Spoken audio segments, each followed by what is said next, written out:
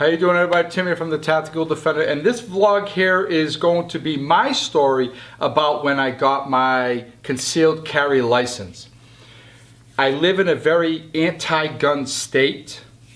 It's a very protectionist state. Don't worry, we'll take care of you. Well, I don't like that.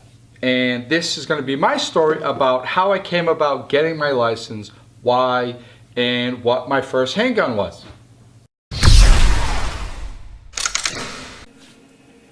Well, my story actually begins quite a few years ago. Which some of you may or may not know, I used to own a tactical gear website. Sold all Maxpedition, 511, Black Hawk. I sold literally everything other than guns. Gun accessories, you name it. And was doing quite well. I have trained in the martial arts for many, many years. Fighting arts for many years. Trained in weapons for many, many years. But I've never owned a gun. I've had friends that had guns when I was a teenager, but I never owned a gun. When I had the tactical gear website, I was talking to customers every day on a daily basis, all day. And I had a lot of people were asking me, oh, I have this gun. They're asking me gun questions. A lot about more or less the accessories for guns, but you always talked about guns, you know? Because if you're into all the stuff that you see that I have, my videos are about, and so on, that you're probably into guns. I knew about guns, I know about guns, but I didn't own any guns. And I've always liked guns, and I kind of felt a little weird that here I am selling, and I don't have any guns. And on top of that, society is changing. Was changing, is changing, has changed for the worse. With or without the fighting arts, it's a dangerous place, and having a handgun on top of empty hand fighting skills is very, very important. So I had a talk with my wife. Now what you have to remember is I live in Massachusetts, not a very good gun state. They're not very welcome. The majority of the people, at least the people that I run into, when it comes up, they're very anti-gun. I used to try to explain to them about, why and this, and talk statistics and facts they don't want to know. So I had a long talk with my wife. And my wife in the very beginning was, she was nervous. And basically I said, listen, do you trust me? Because that's where it begins. And she said, absolutely, 110%. And I said, all right, because then we can work with that.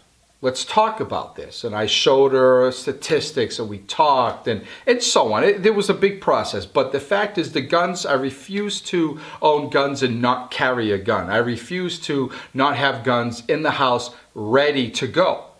And this is her home as well. So it's very important that she was comfortable around them. She doesn't have to carry one. She doesn't have to know how to load them, or take them apart, clean them.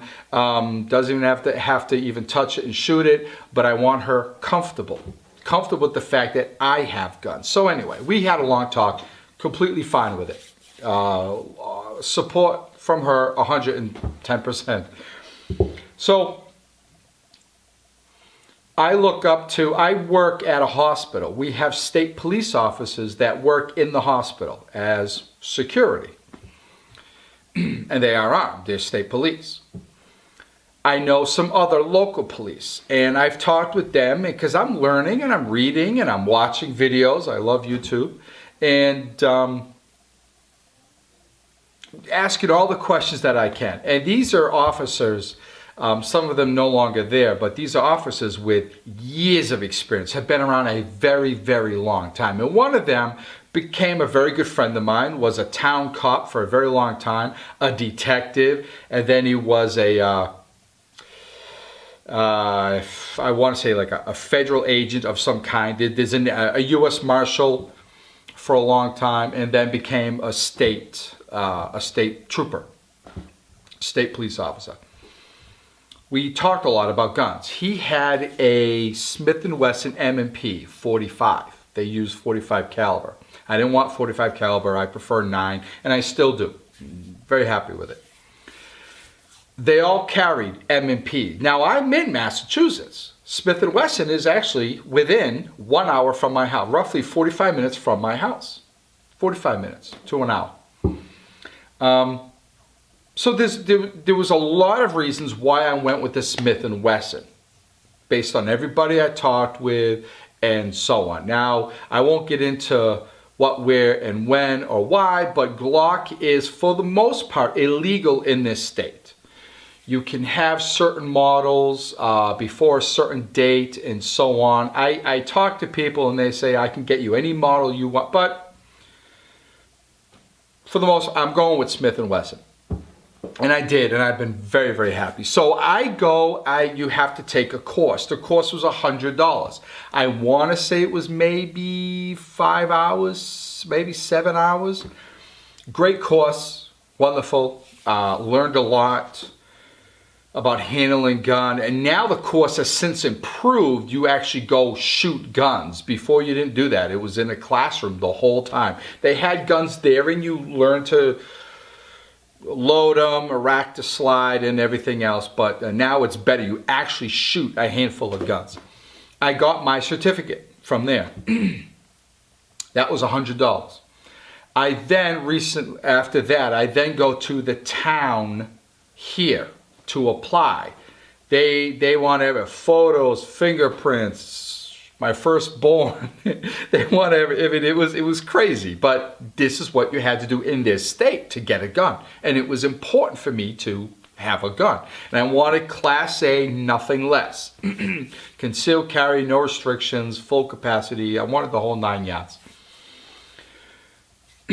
I'm jumping the gun. Before that, I actually went to the police station before I actually took the class, because I heard that they kind of have the first say whether or not they can look at you and literally go, no, you know? So I went presentable, my normal self, spoke with the chief of police, and I said, listen, I don't have a record.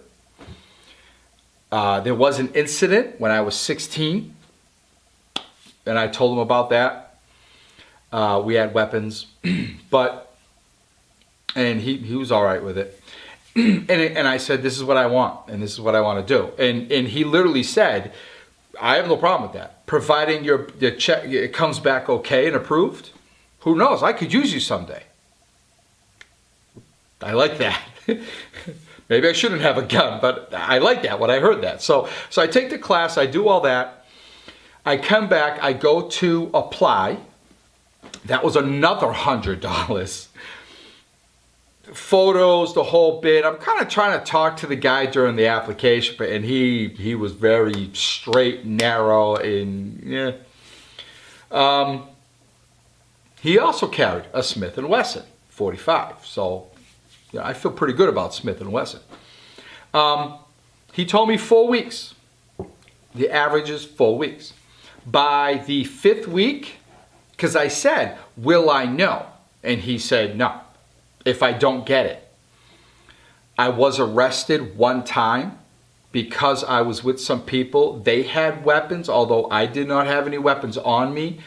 My record, I was released. My record was sealed. But my police officer, law enforcement friend said, even though it's going to say arrested, they're not going to see why. Don't say, no, I never was. Because then they're going to see that you were, you lied. Say yes and explain why. It won't affect you. Don't worry about it. But saying you weren't and then they find out you were, that will affect you. It was never an issue. I was told 4 weeks, I'll get my license. By the 5th week, nothing. I'm starting to sweat. By the 6th week, I'm really nervous. Halfway through the 7th week, I pretty much thought, I'm not getting it. Now, it's not the end of the world, or could be. It's not the end of the world, but it meant something to me. It meant a lot to me. exercising my constitutional rights. They're already infringed greatly, if you ask me, but it was important that I have this. So, the end of the 7th week, my wife and I at the time were working first shift. We come home, no kids. It's been a while now. We come home from work. We always stop at the mailbox. And it was there. My license was there. I won't lie to you. I think I had tears. I'm pretty sure there were tears. On my part, not my wife. It was a huge deal for me on many levels. The mere fact that it's just one more tool for me to protect me and my family, my wife and I at the time. Now we have little boys. It was exercising my constitutional rights. It was doing something that is not accepted in this state. It really is frowned upon. You tell people, I usually don't tell people, it very rarely comes up, but on occasion it does. And I get, oh, you own, yeah, I carry a gun. Why? Or why don't you just call police? Or, oh my God, don't you love children? I love that one. You carry a gun? Don't you like children? Yeah, that's why I'm carrying the gun. Anyway.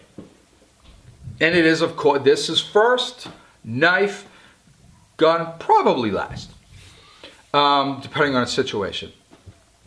So I have my license. And I had it for a while.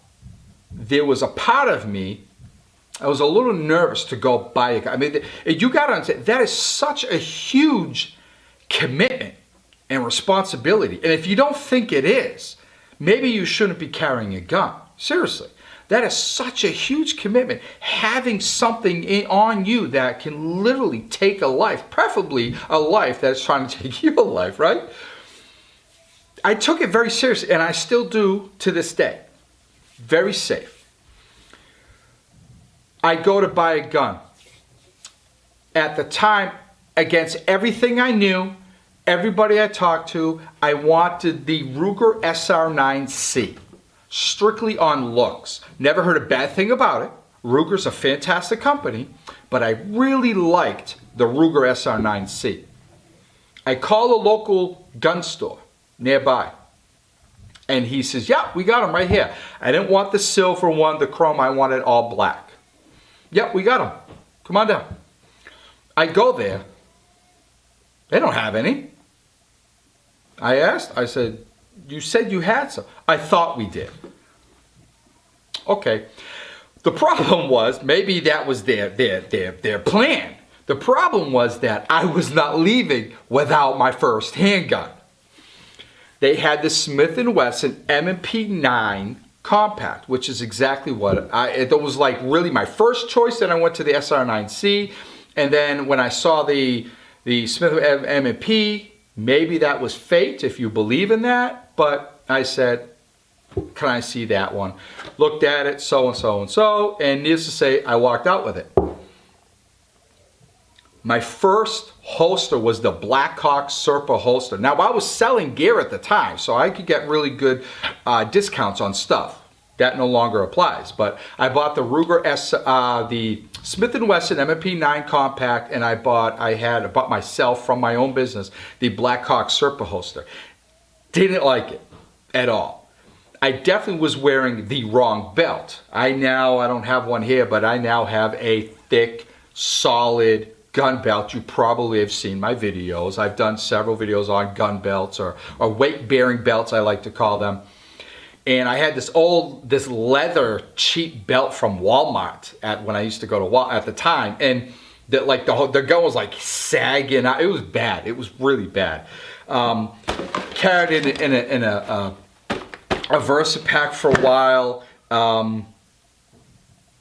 You know yourself, there's a lot of negative sides to that. And it was a learning lesson, trained, and I wanted to know the gun like it was my own. In my eyes closed, I could take it. I really, really took this seriously. And still to this day, I do. I've since discovered, Kydex holsters. I have a couple companies, and it's such a beautiful gun. It really is. And I've never had a double feed, stovepipe, misfire, failure to eject, you name it. It's such a fantastic gun.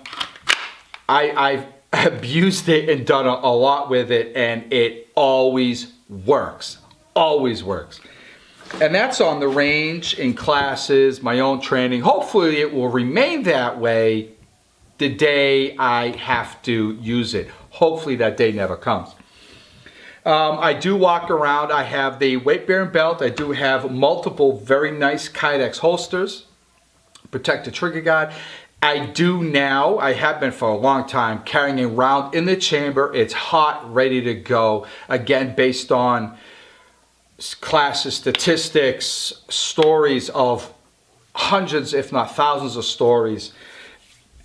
This is my safety. You have to know, if you own guns, and if you watch my video, you most likely do, and you most likely walk around with a gun. In the very beginning, I did not walk around with a round in the chamber. I always thought, well, I'll have time to rack around. And the truth is, maybe you will. You're probably not going to. Empty hand fighting skills are a must. You should know something, even if it is to draw, even if it is to put some distance between you and somebody, so you can draw. You know, I mean, you know. I've had one problem. After shooting one day, I went to remove the slide to clean it, and the slide wouldn't come off. It would lock back. It worked all day, no problem. But the slide wouldn't come off for me to clean it. I tried everything. I'm like, am I doing this wrong? I went on YouTube. I'm like, am I doing this wrong? I contacted Smith & Wesson. Now, one of the small reasons why I bought a Smith & Wesson is because they're down the road. I thought I could go in there and they would look at it. They don't do that. I guess they used to. They don't do that. You have to ship it, even though it's within less than an hour from my house. Needless to say, I shipped it. Completely their cost, sent it there. It took a few weeks, I want to say 3 weeks, maybe a month. I got it back. I had a brand new slide, brand new sights on it, front and rear sights. The whole thing, it looked nice. It was really, they really took very good care of me. Underneath the description, comments of why I had that problem, it just said needed adjustment. Now I've dropped it shooting, I've hit the ground. Maybe I knocked it out of whack. I don't know. It worked all day that day, but I just couldn't take it off to clean it. But anyway, since then I've had multiple guns. I have more guns into rifles, AR-15s, you name it. All this stuff, and it really is.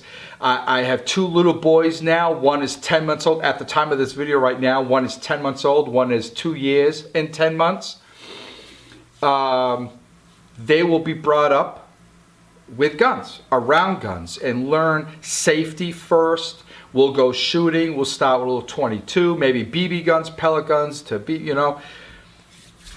Yeah, and all doing that in this state. I love it.